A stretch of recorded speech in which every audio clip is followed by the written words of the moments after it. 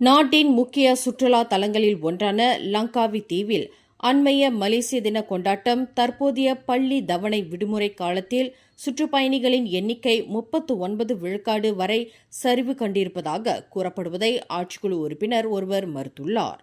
இது அடிப்படையற்ற குற்றச்சாட்டு என்றும் விமான நிலையம் மற்றும் இதர அதிகாரத்துவ தரவுகளின்படி இந்த குற்றச்சாட்டு முரணானது என்றும் கிடா மாநில சுற்றுலா கலை கலாச்சார ஆட்சிக்குழு உறுப்பினர் டத்தோ சாலே சைடின் தெரிவித்தார்.